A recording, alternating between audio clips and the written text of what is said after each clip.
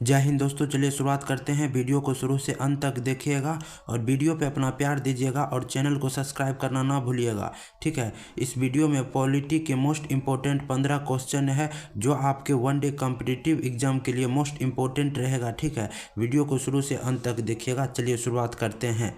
आपका पहला सवाल है, इसको थोड़ा जूम आउट कर देते हैं ताकि अच्छा लगे देखने में, ठीक है। चलिए, आपका पहला सवाल है, भारत के संविधान के अंतर्गत निम्नलिखित में से किसको राज्य की सीमाओं को परिवर्तन करने की शक्तियां प्राप्त है, ठीक है। यहाँ पे समझने का प्रयास कीजिएगा। देखिए, राज्य की सीमाओं यानी ये हो गया बिहार हो गया, ये उत्तर प्रदेश हो गया, ठीक है, यह नीचे झारखंड हो गया। देखिए ये क्या करेगा, संसद को किसको अधिकार है, संसद को यह अधिकार है कि झारखंड और बिहार को एक कर सकता है, चाहे तो बिहार का दो भाग भी कर सकता है। तो किसको अधिकार है, तो किसको अधिकार है, तो इस संसद को अधिकार है, ठीक है। वह जो है ना सीमाओं में परिवर्तन कर सकता है, चाहेगा तो वह यूपी के एक जिला को बिहार में भी मिला सकता है और बिहार के एक जिला को यूपी में भी मिला सकता है, लेकिन ऐसा नहीं करेगा क्योंकि जनता से उसको वोट भी लेना है, इसीलिए इस प्रकार के कोई काम नहीं करते हैं, ठीक है। आगे बढ़ते हैं।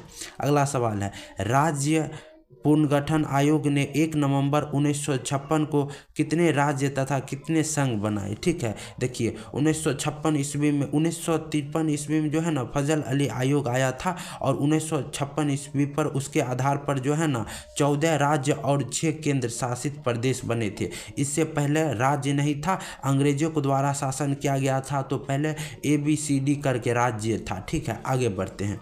अगला सवाल है, नीचे बढ़ते हैं। देखिए क्या है, संविधान के निम्नांकित में से किस प्रावधान के अंतर्गत भारतीय संसद को नया राज्य बनाने का अधिकार है, तो किसके अंतर्गत है, अनुच्छेद 3 के अंतर्गत। इसी के चलते जो है ना नया राज्य बनाया। उत्तर प्रदेश से उत्तराखंड को अलग कर दिया गया अनुच्छेद 3 के तहत और एक राज्य से 2 राज्य बन गया, ठीक है। मध्य प्रदेश से छत्तीसगढ़ को अलग कर दिया गया, किसके, अनुच्छेद 3 के चलते, और 2 राज्य बन गया। इसी प्रकार से बिहार से झारखंड को अलग कर दिया गया अनुच्छेद 3 के तहत और बिहार से 2 राज्य बन गए, ठीक है। किसके तहत, अनुच्छेद 3 के तहत। आगे बढ़ते हैं, आगे बढ़ते हैं। चलिए नीचे देखते हैं। नए राज्य के गठन की शक्ति निहित है, यानी नए राज्य की शक्ति, कौन नए राज्य का गठन कर सकता है, तो इसका भी सही उत्तर हो जाएगा ऑप्शन ए, संसद। संसद नए राज्य का गठन कर सकते हैं, ठीक है। आगे बढ़ते हैं, आगे बढ़ते हैं। निम्नलिखित संविधान संशोधन में से किसके द्वारा सिक्किम को भारत के पूर्ण राज्य के रूप में दर्जा दिया गया। पहले सिक्किम अपना जो है ना भारत का वह भाग नहीं था, वह एक विदेशी देश था, ठीक है।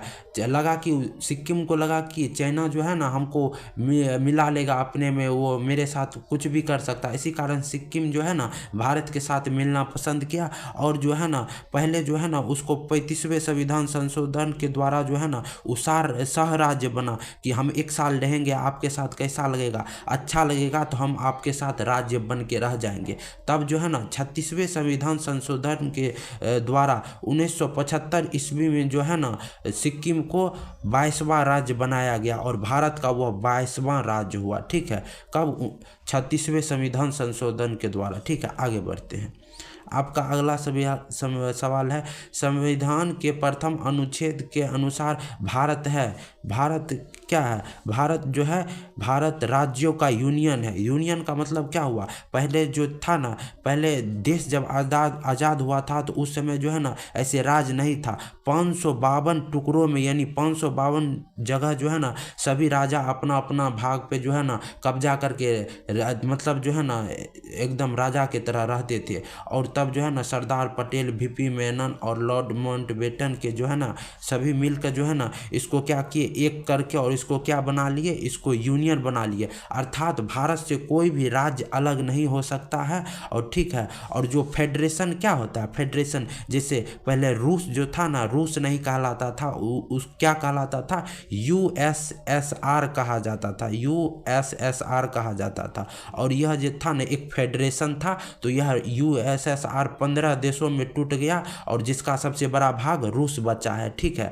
पहले जो रूस 15 देश मिलके USSR कहलाता था, और वो जो है टूट गया तो क्या हो गया, सबसे बड़ा भाग मात्र रूस ही बचा है। ठीक है, तो इसी प्रकार से भारत से अलग नहीं हो सकता है कोई भी राज्य, क्योंकि भारत एक राज्यों का यूनियन है, इससे अलग होना संभव नहीं है। ठीक है, आगे बढ़ते हैं।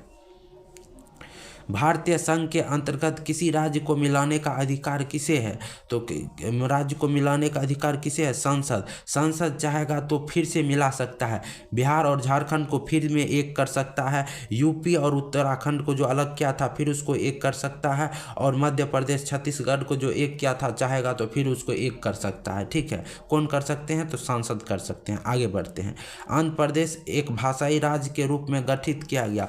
पहले तो हम बताइए दिया आपको जो है ना, पहले राज्य नहीं था, सब ABCD करके इस प्रकार से था। तो जो है ना 1953 ईस्वी में जो है ना आंध्र प्रदेश को भाषायिक राज्य के रूप में प्रथम दिया गया कि आंध्र प्रदेश भाषा यानी तेलुगु के जो तेलुगु वाले जो है वो क्या कहलाएंगे, वह आंध्र प्रदेश राज्य। जो तेलुगु भाषा अधिकतर बोले जाते थे वहाँ के राज्य को क्या कहा गया, आंध्र प्रदेश। और यह भाषा के आधार पर गठित प्रथम जो था ना राज्य था, कौन था, आंध्र प्रदेश। कब गठित हुआ, 1953 ईस्वी में। आगे बढ़ते हैं। भाषाई आधार पर राज्यों का पुनर्गठन कब किया गया, भाषाई आधार पर राज्यों का पुनर्गठन किया गया 1956 ईस्वी में किया गया। ठीक है, ऑप्शन ए सही उत्तर हो जाएगा। 1956 ईस्वी में गठन किया गया, और इसके द्वारा जो है ना इसके द्वारा किसके द्वारा, फजल अली आयोग के द्वारा सिफारिश किया गया था, और 1956 ईस्वी में जो है ना भाषाई आधार पर राज्यों का पुनर्गठन यानी गठन किया गया। ठीक है, आगे बढ़ते हैं। इसके तहत जो है ना 14 राज्य और 6 केंद्र शासित प्रदेश बने थे। आगे बढ़ते हैं।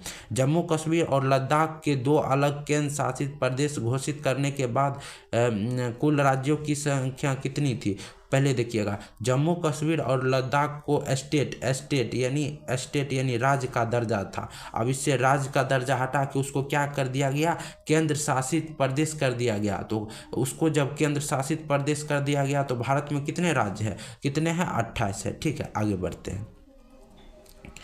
भाषाई आधार पर सर्वप्रथम किस राज्य का गठन हुआ है, तो ये आपको बताइए देते, इंपॉर्टेंट क्वेश्चन है, आंध्र प्रदेश। ठीक है, आगे बढ़ते हैं।